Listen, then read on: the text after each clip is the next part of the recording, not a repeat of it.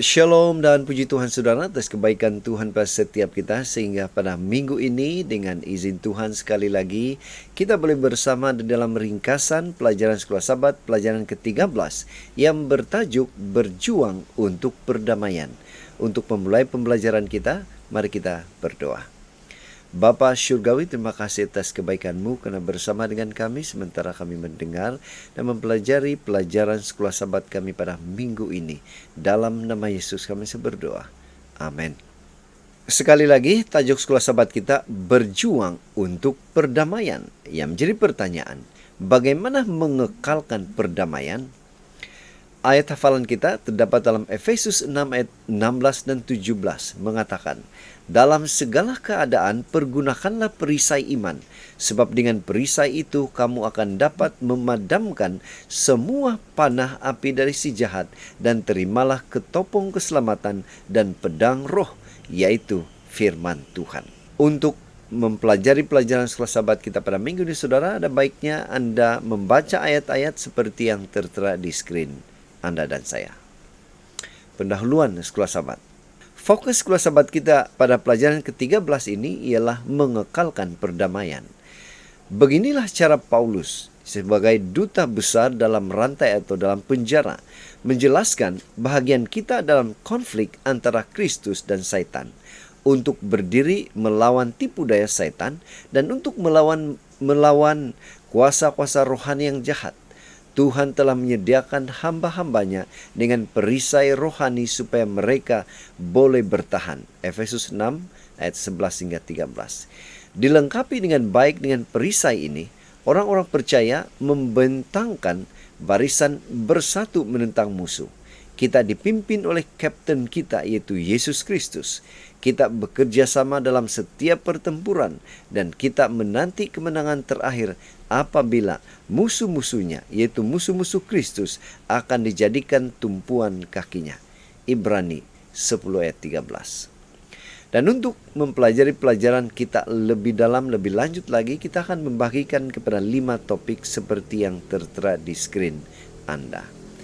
Kita masuk ke tajuk yang pertama, yaitu gereja tentara yang bersatu. Yang menjadi pertanyaan, bagaimana gereja itu boleh disebut tentara yang bersatu? Ciri-ciri gereja yang bersatu bagaimana?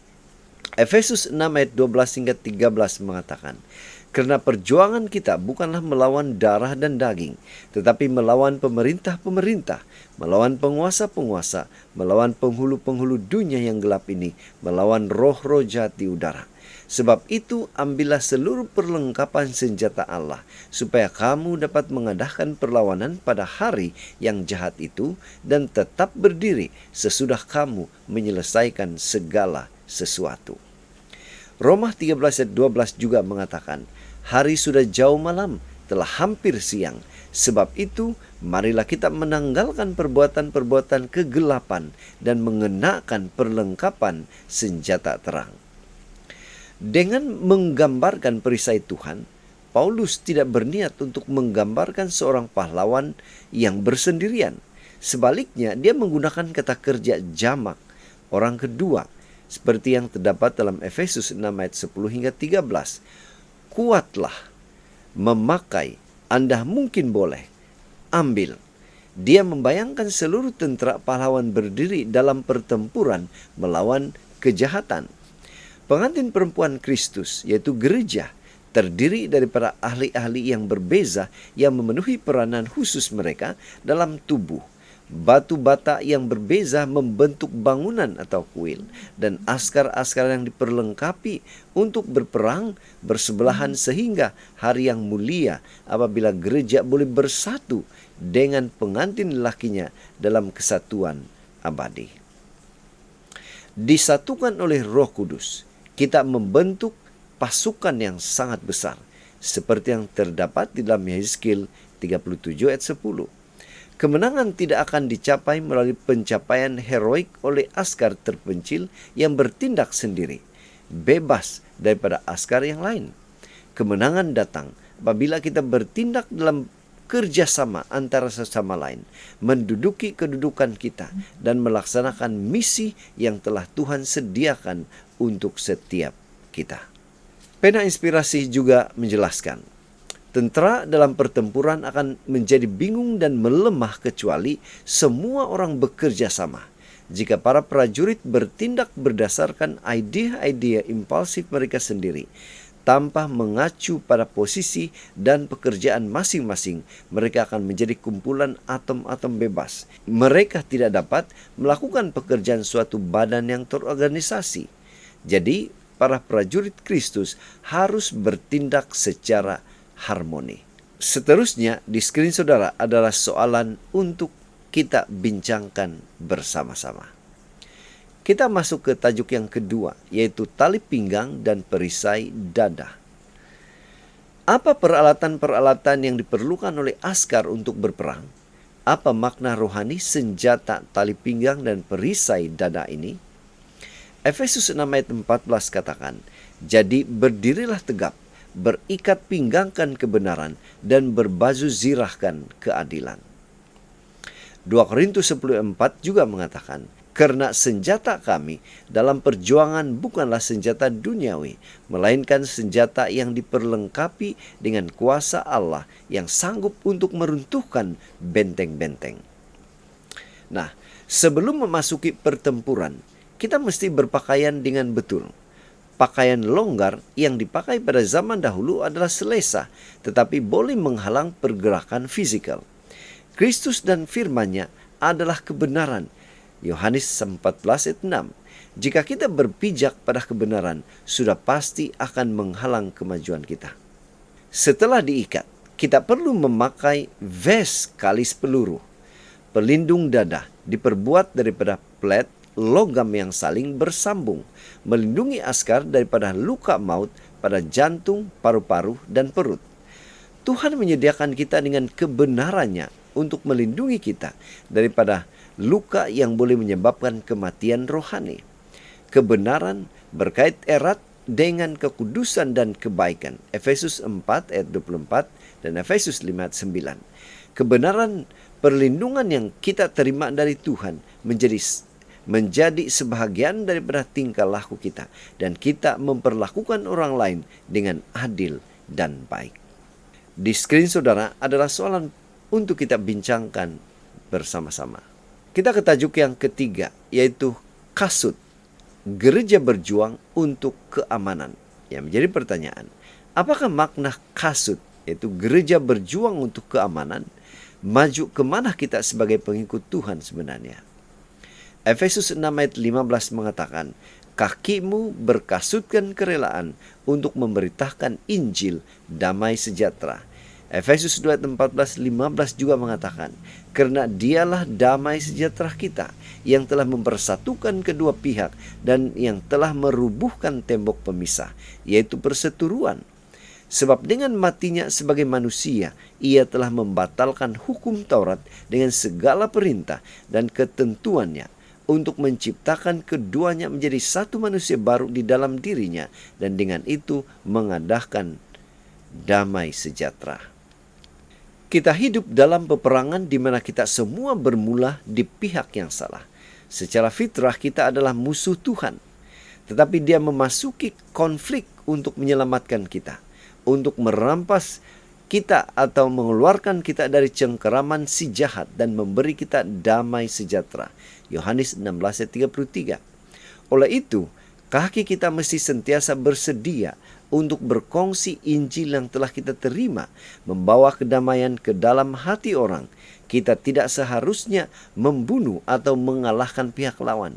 Kita harus mengalahkan mereka, bertukar pihak, dan menerima Injil damai atau Injil keselamatan itu.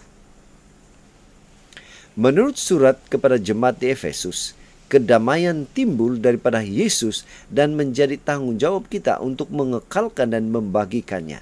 Yang pertama, Efesus 2:14, Yesus damai sejahtera kita telah meruntuhkan tembok yang memisahkan kita.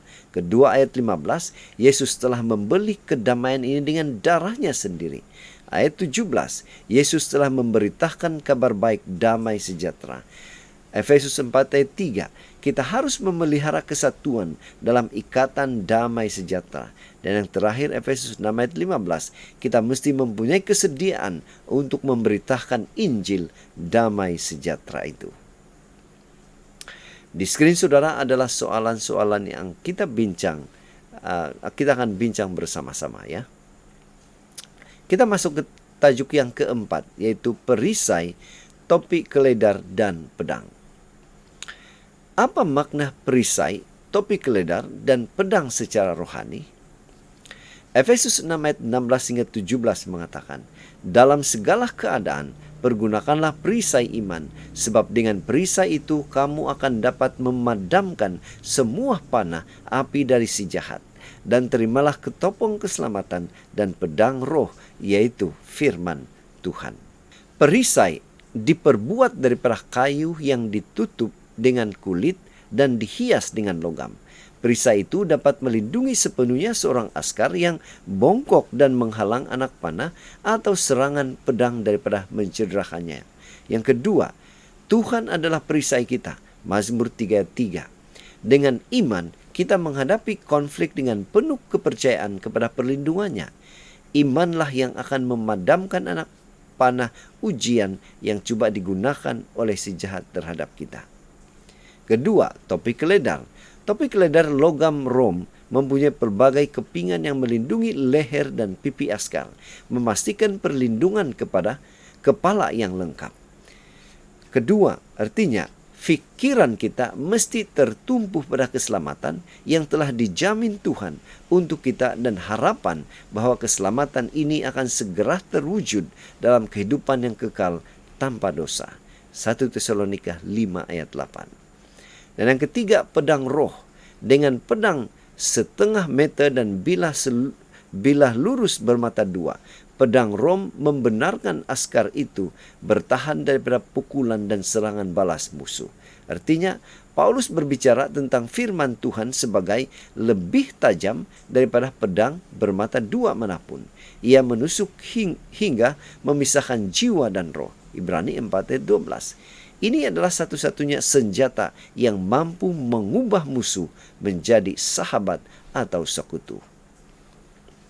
Di skrin saudara adalah soalan-soalan yang akan kita bincang dalam kelas-kelas sahabat. Tajuk yang kelima yaitu mempraktikkan doa medan perang. Berapa penting doa itu dalam medan peperangan rohani? Efesus 6 ayat 18 hingga 20 mengatakan, dalam segala doa dan permohonan, berdoalah setiap waktu di dalam roh dan berjaga-jagalah di dalam doamu itu dengan permohonan yang tak putus-putusnya untuk segala orang kudus. Juga untuk aku, supaya kepadaku, jika aku membuka mulutku, dikaruniakan perkataan yang benar, agar dengan keberanian aku memberitakan rahasia Injil. Yang kulayani sebagai utusan yang dipenjarakan, berdoalah supaya dengan keberanian aku menyatakannya, sebagaimana seharusnya aku berbicara. Dalam menghadapi pertempuran yang akan datang, Yosafat memanggil rakyat untuk bersujud dalam doa di hadapan Tuhan. 2 Tawarik 20 ayat 18. Lebih-lebih lagi dalam perjuangan rohani di mana kita tenggelam dan memainkan peranan utama. Ia membolehkan kita berhubung dengan general kita, mengemukakan kebingungan kita, dan menerima arahannya. Paulus membuat 3 petunjuk mengenai doa. Yang pertama yaitu bagaimana seharusnya berdoa. Pada setiap masa, kita tidak boleh berhenti berdoa, walaupun kita tidak melihat jawaban segera. Kemudian, bagaimana seharusnya kita berdoa? Dalam roh. Roh Kudus mengubah doa kita dengan keluh kesah yang tidak dapat diucapkan. Rom 8 ayat 26. Kemudian yang kedua, siapa yang kita doakan? Kita harus berdoa untuk semua orang. Kita tidak bersendirian dalam perjuangan kita. Kita mesti menyokong satu sama lain melalui doa syafaat. Ketiga, permohonan khusus. Dan untuk saya, mereka yang dipanggil untuk memberitakan Injil khususnya memerlukan doa orang percaya untuk dengan berani menyampaikan message dengan penuh keyakinan. Di skrin saudara adalah soalan-soalan yang akan kita bincang di dalam kelas sahabat kita nanti ya. Pena Inspirasi juga menjelaskan, kita mesti memakai setiap bahagian perisai dan kemudian berdiri teguh. Tuhan telah memuliakan kita dengan memilih kita sebagai askarnya. Marilah kita berjuang dengan berani untuknya, menjaga hak dalam setiap transaksi.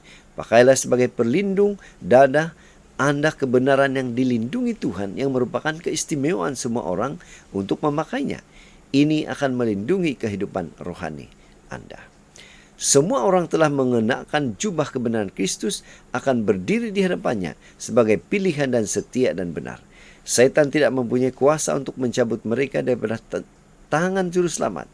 Tidak ada satu jiwa pun yang dalam penyesalan, dan iman telah menuntut perlindungannya akan Kristus izinkan untuk melewati di bawah kuasa musuh. Jadi saudara, dari pelajaran sekolah sahabat kita pada minggu ini kita boleh menyimpulkan, gereja terlibat dalam konflik kosmik dengan misi mengisytiharkan Injil keamanan, damai, keselamatan. Kita tidak berjuang sendirian dalam pertempuran ini. Kita berjuang dalam Tuhan dan menggunakan perisainya. Kita bukan berperang sebagai pejuang tunggal, tetapi sebagai tentara Tuhan, umat Tuhan, kesatuan umat, yaitu anggota gereja.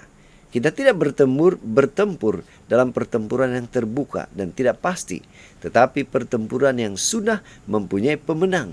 Di kayu salib, Tuhan memenangi kemenangan atas dosa, kejahatan, kematian, dan Satan. Jadi saudara, sekian saja ringkasan pelajaran sekolah sahabat kita pada minggu ini. Semoga ini boleh membantu kita di dalam mempelajari pelajaran sekolah sahabat kita pada minggu ini. Tuhan memberkati kita. Mari kita berdoa. Bapa Surgawi, terima kasih karena menolong kami, memberikan pengertian kepada kami mengenai dengan pelajaran sekolah sahabat kami pada minggu ini. Dalam nama Yesus kami berdoa. Amin.